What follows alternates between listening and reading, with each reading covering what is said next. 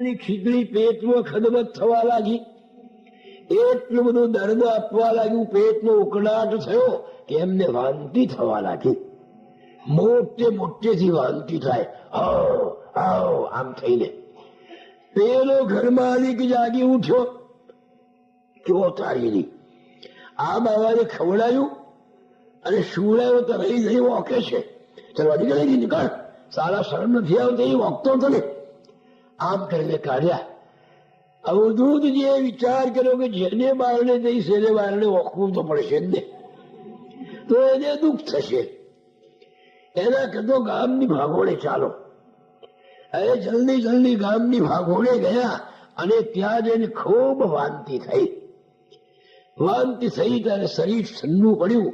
પેલા કમંડલમાંથી 2 ઘૂંટડા પાણી પીધું. અડધી રાત ગઈ છે. નજીકમાં ગાડું પડેલું, એ ગાળા પર કોઈનું ગાડું મૂક્યું છે કામડું, એટલે કોઈના ગાળા ઉપર કામડો પાથરીને આખી રાત ત્યાં વિતાવી. આવા આવા તો કેટલાય અનુભવો છે.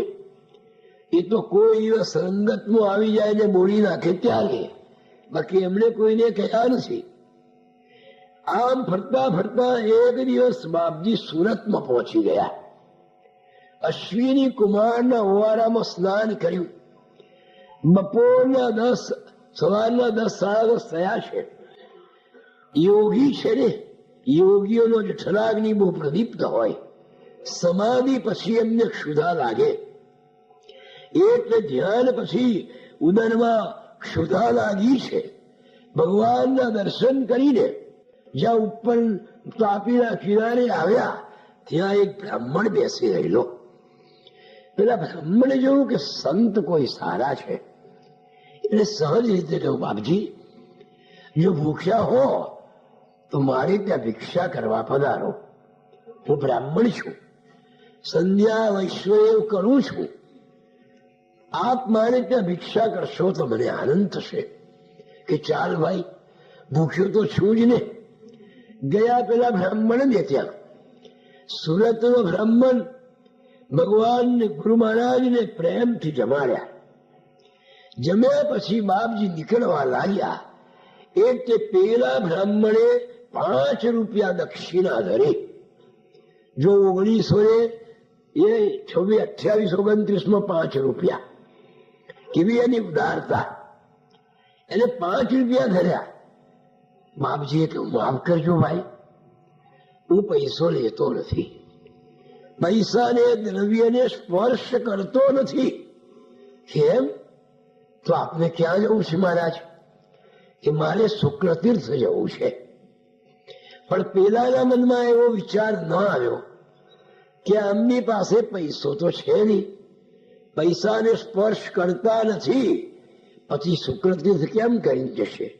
ના પણ આવે એમ એનો શો વાંક. જય બાપજી ચાલ્યા. ગાડીનો સમય થઈ ગયો હતો. સુરતના સ્ટેશન ઉપર આવ્યા. એમને એમ કે કોઈ મળે, ટિકિટ વગર કોઈ દિવસ ગાડીમાં બેસવાનું નહીં, અને કોઈની પાસે ટિકિટના પૈસા માંગવાના નહીં. કોઈને આડકતરી રીતે પણ કહેવાનું નહીં કે મને ટિકિટ કરાવી આપો. એટલે ગુરુ મહારાજ તો ઉભા છે સ્ટેશન પર. ભગવાનને જો લઈ જવો હશે, કેટલી બધી એમની ઈશ પરસ્તી છે, ભગવાન પરનો વિશ્વાસ છે. ભગવાનને મને શુક્લ તીર્થ લઈ જવો હશે તો કોઈને કોઈ ટિકિટ લઈને મારી સામે આવશે. ઉભા રહ્યા, કોઈ આવ્યો નહીં. ગાડી આવી. ટિકિટ વગર ગાડીમાં ન બેસાય. બેસી ગયા હોય તો બાવાઓને કોણ પૂછવાનું હતું? અરે સ્ટેશન માસ્ટર પર જઈને સામાન્ય વાત કરી હોત, 2 શબ્દ અંગ્રેજીમાં, એ જમાનામાં, તો પણ એમને ગાડીમાં બેસાડીને ટિકિટ આપી દત. પણ માંગવાનું નહીં ને કહેવાનું નહીં. એટલે ગાડી આવી અને ચાલી ગઈ. જોઈ જ રહ્યા, ખૂબ હસ્યા. જેવાનું નામ સંત. સંકટમાં પણ જે હસે ને એ જ સંત. જો ગમે એવું સંકટ આવે એકદમ ખડખડાટ હસી પડો. અડધું સંકટ ચાલ્યું જશે. હાસ્યમાં એવી શક્તિ છે. હા, સંકટમાં પણ હસે ને એનું નામ સંત.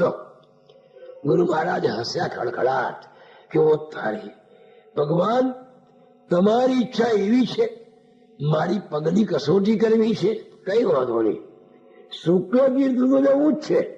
એટલે એમને બરાબર વિચાર લગાડ્યો કે અહીંયાથી હું પેલો સરોજ ગામ છે ત્યાં જાઉં, સજોદ, હું સજોદ ગામમાં જાઉં અને સજોદની સામે કિનારે ઉતરી પડીશ એટલે ત્યાં શુક્લ તીર્થ આવશે. સુરત થી સજોદ 100 કિલોમીટર દૂર છે. કઈ વાંધો નહીં, આ તો ચાલનારા છે ને. એટલે એમને કહું ચાલો હવે વાર લગાડવી નથી.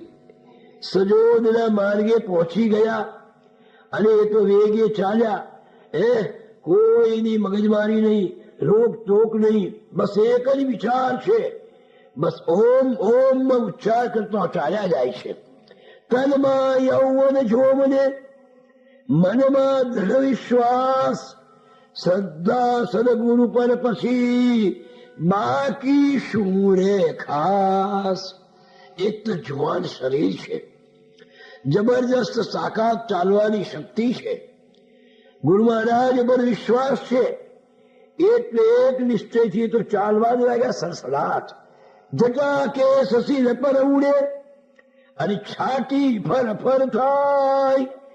એક જ નિશ્ચય પૃથ્વી પર પવને ઉડતો જાય. જે પોતાના નિશ્ચયમાં મક્કમ છે ને એ વિશ્વમાં ગમે તે કરી શકે. એક જ નિશ્ચય આ જગતમાં, ધાર્યું સર્વ કરી શકે. જે ધાર્યું હોય તે કરે, નિશ્ચય હોવો જોઈએ. એ તો ચાલવા મળ્યા. સહજ પડતા આ સજોદની ભાગોળમાં આવ્યા. એક ખેતરમાં થઈને પસાર થતા હતા. સવારમાં પેલા બ્રાહ્મણને ત્યાં ભોજન લીધેલું તે જ, પછી પાણીનું ટીપું પણ મોઢામાં મૂક્યું નથી. સજોદ જતા રસ્તામાં એક નજીક ભાગોળ એક ખેતર આવ્યું. એ ખેતરમાં એક મૂળાનું ખેતર હતું. એક બાઈ અંદર મૂળા ફોસતી હતી અને આ સંતને પસાર થતા જોયા. આપવું આ હિન્દુ સંસ્કૃતિનું મૂળ છે. નાનામાં નાનો માણસ પણ આ વાત સમજે છે કે બીજાને આપવું. આપવામાં જે આનંદ છે ને એ લેવામાં નથી. પ્રભુએ આપણને જે કંઈ આપ્યું છે એ બીજાના આનંદ માટે, બીજાના કલ્યાણને માટે એને વાપરવું એ ભગવાનની સાચી ભક્તિ છે. ગુરુ મહારાજે તો કહ્યું છે કે આપ્યું તે તારાને આપી, રાચું મન મોજાર વાયા, રાચું મન મોજાર. શેષે પૂર્ણ તા પીછાનું એવો દી દેખાર, એવો દી દેખાર.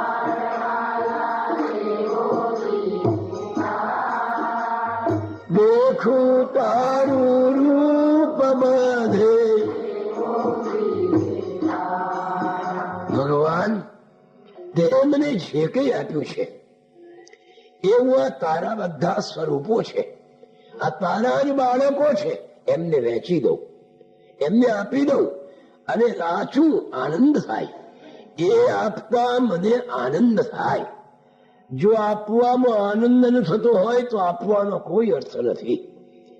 આપો તો પ્રેમથી આપો. મારે બારને મારા ભગવાન ઉભા છે, નારાયણ આવ્યા છે, એમ માનીને એને પ્રેમથી આપો. ના આપવું હોય તો નમસ્કાર કરીને એને આગળ વિદાય કરો. પણ છોછિયા કરીને, તિરસ્કાર કરીને, એ અપમાન કરીને એના હૃદયને ન દુભવશો. હા, એનોય અંતરાત્મા દુભાય. ભલે ને ગરીબ હતો પણ આત્મા તો સરખો ને. માટે કોઈનું દિલ દુભાય એવો એક પણ શબ્દ ન બોલીએ. ભગવાને વાણી આપી છે બીજાના કલ્યાણને માટે.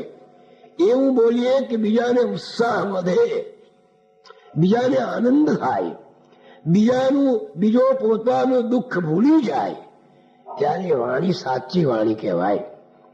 આપણી વાણીથી જો બીજાને દુઃખ થતું હોય, બીજાનું હૃદય દુભાતું હોય, બીજાના આત્માને ડંખ લાગતો હોય, તો એ વાણી આપણું અકલ્યાણ કરે છે. હા, આવી વાણી બોલીને બીજાને સુખ આપવું એ તો વાંગમય તપ છે ભાઈ. એ પણ એક પ્રકારનું તપ છે. મને સુંદર વાણી બોલો. જો આ ભારતની કેવી સુંદર એ છે. નાની મજૂર અને મજૂરબાઈ છે, પણ મારા ખેતરમાં થઈને સંત જાય છે ને, સંતને આપવું જોઈએ. આ છે આપણી સંસ્કૃતિ. ગરીબમાં ગરીબ માણસ પણ બારણે આવનારને આપે, એનું સ્વાગત કરે. આ હિન્દુઓની સંસ્કૃતિ છે. ત્યાગ આપો, કઈ ને કઈ આપો. આપવામાં જે આનંદ છે ને એ લેવામાં નથી. પેલી ભાઈએ કહું કે મહારાજજી મૂળા લેશો? લો 2 મૂળા લઈ જાઓ. બાપજી એનો પ્રેમ જોયો. ગરીબ માણસ છે પણ એનું હૃદય કેટલું શ્રીમંત છે કે લાવો. પેલી બાઈએ ફોસીને બાપજીને અવધૂતજીને 2 મૂળા આપ્યા. મૂળા કાદો વાળા હતા. એટલે અવધૂતજીએ વિચાર કર્યો કે નર્મદા કિનારે જઈ આ મૂળા ધોઈ અને પછી હું ખાઈશ. આમ કરીને આગળ ચાલ્યા. સજોદનો કિનારો આવ્યો. આ પરિક્રમાવાસીઓને જવાનો રસ્તો છે અને નીચે નર્મદાનો ઘાટ છે. ત્યાં આગળ એક હોટલ. જે કોઈ પરિક્રમાવાસી ત્યાંથી પસાર થાય એ બધા એ હોટલમાં નાસ્તો ચા પાણી કરતા હશે. એ હોટલ વાળાને આ દરરોજ એવી આવક થાય. હોટલ વાળાએ આગળથી જોયું કે કોઈ સાધુ આવે છે પરિક્રમાવાસી, એટલે આવો મહારાજ, આવો આવો. બાંકડો હતો ને સાફ કરી આપો. બાપજીને ખબર નથી કે આ મને કેમ બોલાવે છે. થાકેલા તો હતા જ કે હા બાબા આવો આવો, બેસો બેસો. આ બેઠા. એના મનમાં કે ચા પાણી નાસ્તો કઈ કરશે. બોલો મહારાજ શું લાવું? કે શેનું ભાઈ? કેમ ગરમ ગરમ ભજીયા છે, ચેવડો છે, સેવ છે, બોલો શું જોઈએ? કે ના ના હા ભાઈ, હું એવું કશું ખાતો નથી. બાપજી હજુ એમ સમજે છે કે આ મને મફત આપવા માંગતો હશે. પેલાને મનમાં કે 2-4 આનાનો વકરો થાય કે ના ભાઈ એવું કઈ ખાતો નથી. અરે મહારાજ કઈક તો લો. તો થોડું પાણી લાવ. એટલે મૂળા ધોઈ નાખી અને હું ખાઉં. હોટલ વાળાએ ઉસ્તાદ માણસ હતો કે મૂળા કઈ એકલો ઓછો ખાવાનો છે, ચેવડો બેવડો લેશે અને એની જોડે મૂળા ખાશે. એટલે પેલા એ પાણી આપ્યું. મૂળા ધોઈ નાખ્યા. પછી બોલ્યો બોલો મહારાજ હવે શું લાવું? ચેવડો સેવ શું જોઈએ? કે ના ના ના, અરે કઈક તો લો મહારાજ, એકલા મૂળા ખવાતા હશે તો એવું કરો થોડું મીઠું આપો. એટલે મીઠામાં બોડીને હું આ મૂળા ખાવ. મીઠું આપવાની વાત કરી એટલે પેલા એને એકદમ વિચાર આવ્યો કે આ તો ખરો મફતિયો મહારાજ નીકળ્યો. ચા નાસ્તો કશું લીધું નહીં અને ઉપરથી પાછું મફતિયા પાણી માંગ્યું અને મીઠું તે મફતિયા. એટલે હોટલ વાળો મીઠું આપવા ઉછોય ખરો એની ગાદી ઉપરથી, પણ એવું મોઢું બગાડી નાખ્યું. અને બાપજીને એવા શબ્દો કહ્યા કે મહારાજ સંસાર છોડ્યો તોય તમારા હવાદ ગયા નહીં હજુ કમ, હજુ મીઠો ખાવો છે. બસ બાપજીના હોટલ વાળાનો એક શબ્દ, હોટલ વાળાનો શબ્દ બાપજીના અંતરમાં લાગી ગયો. સુણી વચનયા વ્યંગના અવધૂત કરે વિચાર, લૂલીની લોલુપતા કેવો ખવાડે માર. એ જીભની લોલુપતા આપણને કેવો માર ખવાડે છે. જેને જીભને વશ રાખીને એને જગતને વશ કરી દે. હા, એક તો સ્વાદમાં અને બોલવામાં, એ બંને રીતે જીભને વશ કરવી જોઈએ. આગળ આપણે ઘણું કહેવાયું છે કે જીવને વશ કરવા માટે. બાપજીએ કહું કેવું કહી નાખ્યો મારી જીભે, ચાલ ભાઈ. એટલે લૂલીને વશ રાખવાનું કહ્યું છે. હોટલ વાળાને ભગવાન એમ ઉભા થઈ ગયા અને કહ્યું, ભાઈ તારી વાત ખરી છે, ધન્યવાદ છે ભાઈ તને, તારો બહુ આભાર, દીધો બોધ અમોલ તે, વંદન તને હજાર. જો એને નમસ્કાર કર્યા કે ભાઈ તે મને ખરી શિખામણ આપી કે મીઠું પણ હવે માગવું ના જોઈએ. આવા સ્વાદ સંતોને માટે બરાબર નથી, માટે તું મારા ગુરુ બરાબર છે, પણ ભાઈ આ મૂળા મારે ખાવા નથી, તને રહેવા દે. મૂળા ત્યાં મૂકીને અવધૂતજી નીચે આવી ગયા. સંધ્યાકાળ થવાની તૈયારીમાં છે. સામે પારથી નાવડીઓ આવે છે અને જાય છે. સામે પાર જવા માટે 2 પૈસા નાવડીના છે ઉત્તરાયણના, પણ અવધૂતજી પાસે તો પૈસો નથી. કોઈને આડકતરી રીતે પણ કહેવાનું નહીં કે મને પૈસા આપો. કોઈ સામાન્ય મુસાફરને કહ્યું કે મારે પેલી પાર જવું છે, 2 પૈસા આપી દો, તો કોઈ ના નાખે, આપી દે. અરે માછીને કહ્યું હોત કે ભાઈ મને પેલી પાર લઈ જા, મારી પાસે પૈસા નથી, તોય લઈ જાત. પણ આ તો અકિંચન બાદશાહ હતા, કશું કોઈની પાસે માંગવાનું જ નહીં, એને બાદશાહ કહેવા. કિંચન પૈસો નથી છતાંય કેવી ખુમારી હતી. ચાહ ગઈ ચિંતા ગઈ અને મનવા બે પરવા, जिनको कछू न चाहिए वो શાહન કે શાહ. જેને કશું જ કોઈની પાસેથી જોઈતું નથી એ 7 બાદશાહનો બાદશાહ છે. એને જગતની શુક્રવા ખુશામત કરવી પડે. એને તો ગાયું છે કે બપુ પ્રારબ્ધ પોષે છે, ખુશામત જાતડી સાને. આ મારા શરીરને મારું પ્રારબ્ધ પોષે છે, પછી મારે જગતની ખુશામત શુક્રવા કરવી પડે. જેને પોતાના શરીરની નથી પડી એને જગતની શી પડી હોય? એ તો અલ્યાઓ વિશ્વનું કલ્યાણ કરી અને ચાલ્યા જાય છે. નૌકાઓ આવે અને જાય, પણ કોઈ એમ કહેતું નથી કે મારા જાવું તો બેસી જાઓ, હું તમારે 2 પૈસા આપી દઈશ. સંધ્યાકાળ થવા આવી, મામૂલી ભાડું પણ ના અપાય. એટલે બાપજીને લાગ્યું કે અંધારું થઈ જશે, એના કે તો એક કામ કરો, અહીંથી હરિધામ જવું. હરિધામમાં સંતોને માટે, પરિક્રમાવાસીઓ માટે મફત નાવડી છે, તો એ મને સામી પાર ઉતારી દેશે અને ત્યાંથી પાછળ ચાલીને શુક્લ તીર્થ આવીશ. હરિધામ સજોથી 32 માઇલ દૂર છે, ચાલી નાખું. ચાલવા લાગ્યા. વિચાર તો કરો, 100 માઇલ ચાલ્યા પછી 1-2 પૈસા કોઈની પાસે નહીં માંગવા માટે જેને 32 માઇલ ચાલવાની તૈયારી છે, એની કેવી ત્યાગની વૃત્તિ હશે. અલખ કહે સુન શિષ્ય અવધૂતની હામ, 100 ગાઉ ચાલ્યા પછી જાવાને હરિધામ. 32 ગાઉનો પંથ છે, કાપવાને તૈયાર. એના જબરા ત્યાગનો આવે છે કઈ વિચાર? વિચાર આવે છે એના ત્યાગનો. ત્યાગ તો મહાન છે, માણસને મહાન બનાવે છે એનો ત્યાગ. આપણી સંસ્કૃતિએ, હિન્દુઓએ ત્યાગને જ પૂજ્યો છે, હા, રાગને પૂજ્યો નથી. હિન્દુ સંસ્કૃતિમાં જેનો ત્યાગ વધારે એનું માન વધારે, એની પૂજા થાય. આપણે ત્યાગને પૂજ્યો છે, રાગને પૂજ્યો નથી.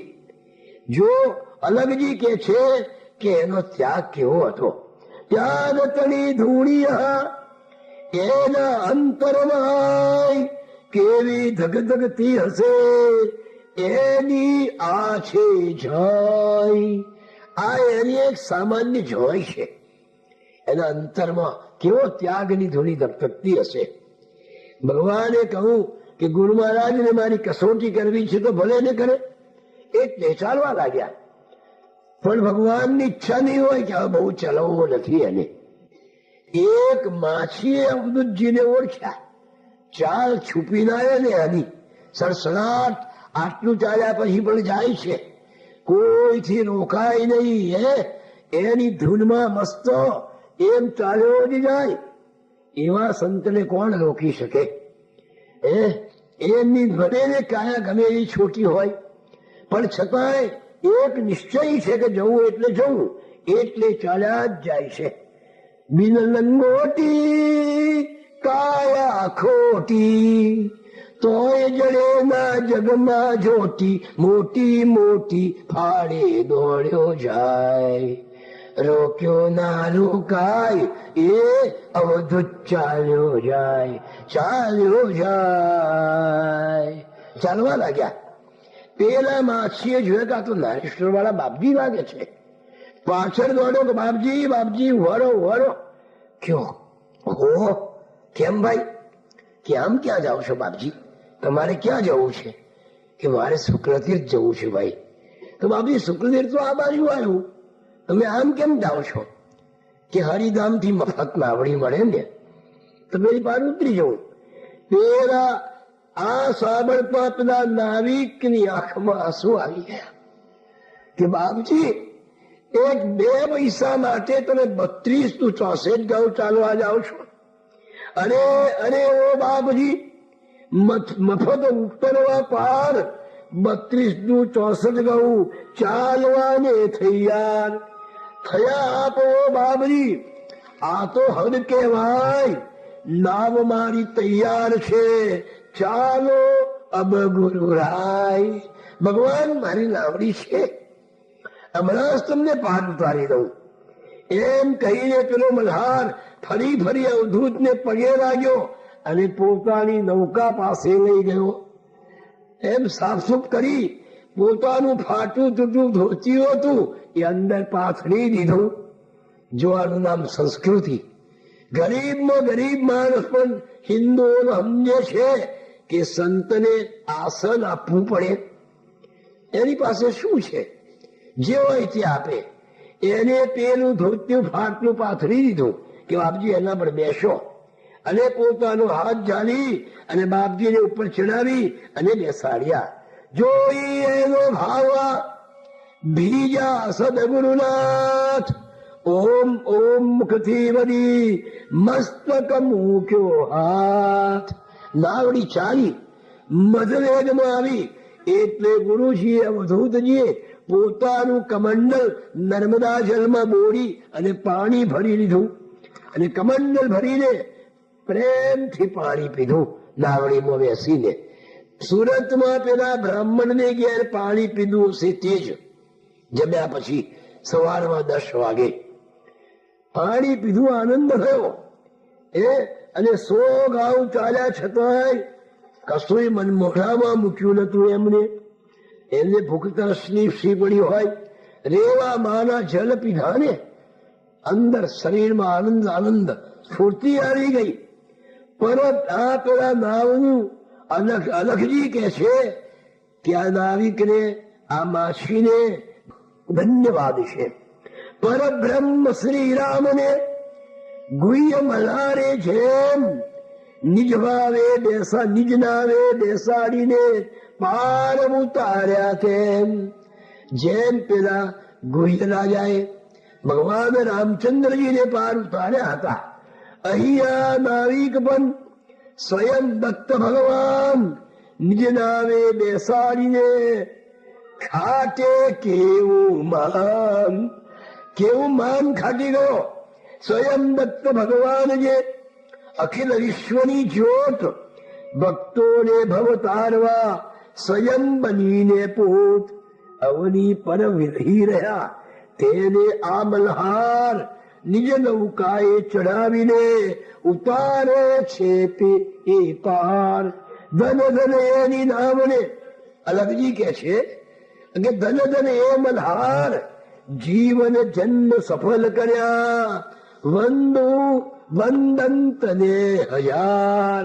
અલખજીએ આ માછીને પણ વંદન કર્યા કે વાહ વાહ, તારા ભાગ્યને ભાઈ ધન્ય છે કે તે ભગવાનને આ રીતે તારી નાવમાં બેસાડી અને પેલી પાર ઉતારી દીધા. આવી રીતે અજ્ઞાતવાસમાં ગુરુ મહારાજ ફરતા હતા. મહારાષ્ટ્રમાં સાંઈનાથના દર્શન કરવા ગયા. રસ્તામાં ગોદાવરીના પુલની આ બાજુએ ચક્કર વક્કર થઈને બેભાન થઈને પડી ગયા.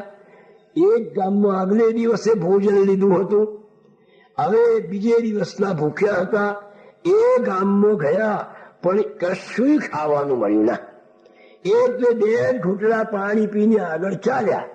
એટલે ભૂખને લીધે ચક્કર આવ્યા, પડી ગયા. જુઓ, જે ગામમાં સાધુ ભૂખ્યો જાય એને ગામ કેમ કહેવાય? લીલામૃતના છેલ્લા ભાગમાં સુંદર દ્રષ્ટાંત કે છે કે એક સિદ્ધ જેની વાક સિદ્ધિ વરી હતી એવા એક સંતે 3 દિવસ સુધી સમાધિ લીધી. 3 દિવસ પછી સમાધિમાંથી ઉત્થાન કર્યું. સમાધિ પછી સંતોને બહુ ભૂખ લાગે. હા, હોજરી પુકાર કરે. નજીક ગામ જોયું કે લાવને એમાં ભિક્ષા માગી લઉં. પહેલે ઘેર આવ્યા કે ભાઈ સાધુ છે કે ભિક્ષા આપજો, મહારાજ આગળ જાઓ. બીજી ઘેર ગયો, ભાઈ ભિક્ષા આપજો, મહારાજ આગળ જાઓ. ત્રીજી ઘેર ગયો, કઈ ભિક્ષા આપશો, મહારાજ આગળ જાઓ. આગળ કોઈ સદાવ્રત રાખ્યું છે ભાઈ? તે બધાને તો આગળ મોકલે છે. આમ કરતા કરતા પેલા સાધુ આખા ગામની બહાર નીકળી ગયા. 200-300 ઘરનું ગામ હશે, એમાંથી એક પણ ઘર એવું ના નીકળ્યું કે જે ભૂખ્યા સાધુને અન્ન આપે. જે ગામમાં ભૂખ્યાઓને અન્ન ના આપે અને ગામ કેમ કહેવાય? એવો 1-2 માણસ એવા ઉદાર ના નીકળ્યા, એવા દયાળુ ના નીકળ્યા કે જે ભૂખ્યાને અન્ન આપે. તો જે ગામમાં આવો માણસ ન રોકાતો હોય, ન રહેતો હોય, એને ગામ કેમ કહેવાય? મહારાજ બિચારા નીકળી ગયા ગામની બહાર, કોઈએ ના આપ્યું. કઈ વાંધો નહીં, આ તો સંત છે ને. પણ એક તો ભૂખ. બપોરનો 12 વાગ્યાનો સમય થઈ ગયેલો, સખત તાપ. વિચાર કર્યો કે સામા ગામમાં જાઉં, ત્યાં મને ભિક્ષા મળશે. એટલે વહેલા એ ગામમાં જતા હતા.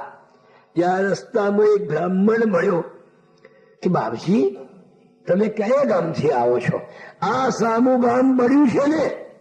આ શબ્દ બોલ્યા.